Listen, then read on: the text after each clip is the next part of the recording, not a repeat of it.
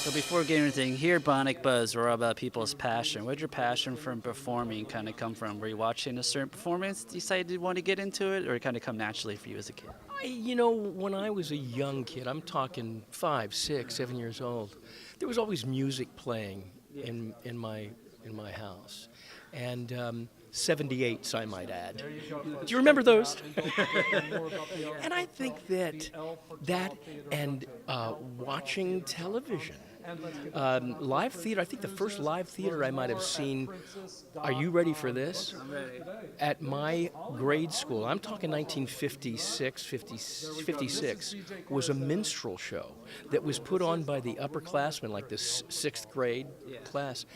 And of all things, a minstrel show was the bug that bit me. I want to do that because they were singing and dancing, and I want to do that. Now, I cannot remember whether they were doing it in blackface or not. I don't remember that. They could have been. It was, back in the 50s. But an odd thing to have been, that which spurred the passion. And then my mother got me involved in a dance class, a tap dance class. And they do a review at the end of each year. And I was the littlest boy, and there was a little girl. They used to build the review around us. So tap dancing was the thing. And then community theater. And then overnight, literally overnight, I moved to New York and get a Broadway show. Bye Bye Birdie. I replaced Johnny Borden in Bye Bye Birdie. So it was always, I was a show-off. I was an only child, seeking the attention. I think all that. And I think an innate sense of time, maybe, somewhere in the DNA. I think relatives may have sung and danced, but I was really the only one in my generation. And the generation afterwards, I think that's became involved in the theater. Well, I love hearing about your journeys, but all those different classes you mentioned probably helped you land a role in Grease, though. I don't know whether the classes did or not. I was going to Carnegie Mellon University at the time, and friends of mine that had gone to school with a fellow by the name of Michael Lembeck, who was Sonny in the original first national tour, kept telling me how much I reminded them of him.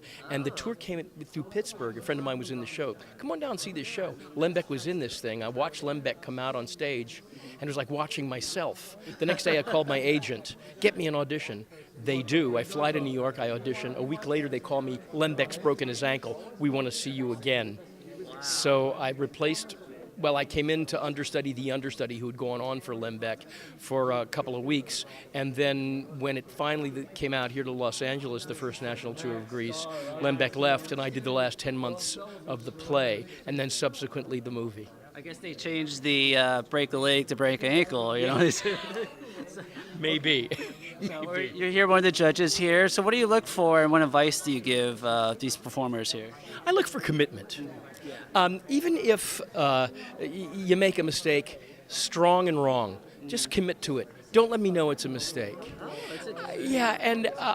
That may be something that one needs to learn. But so if you see that right away, you see the instinct at work there, and that floors me. Okay. Just commit to your work, whatever it is. Whether it's a word, a lyric, a dance step, I want to see clean. And I see a lot of that here. This is my second time here. I judged one other week, and there's some very talented folks on that stage. It was very hard for me to distinguish who gets a 5 or a 6, you know what I'm saying?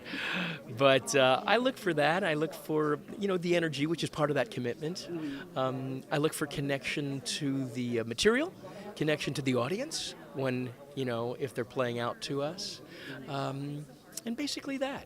Very cool. Any upcoming projects allowed to talk about? Yes, I'm doing a play called Inspecting Carol. It was written by Dan Sullivan. It's a farce. Nice. Christmas Carol meets Noises Off meets The Real Inspector. I love that. Yeah, so we're doing that at the Hillcrest Center for the Arts, produced by Paul Panico, Panic Productions. That opens September 7th, runs just a couple of weekends till September 23rd at Hillcrest. Go online and check out panicproductions.org, I think it is, and come out and see us. It's a fun time. And then I'm in a web series called Boomers about a bunch of old farts looking to do something with in their retirement, and they put a rock group together. I love It's that. a lot of fun. Yeah. So Where can we stay up to date, website, social media wise, with you? Facebook, though, I'm not open to the public, so it's a friend through a friend. I've got a website, barrypearl.com, which is in bad need of updating. So if you go there, give me a break. I'll get to it at some point in time. I'll clean it up. You're just too busy. Well, yeah,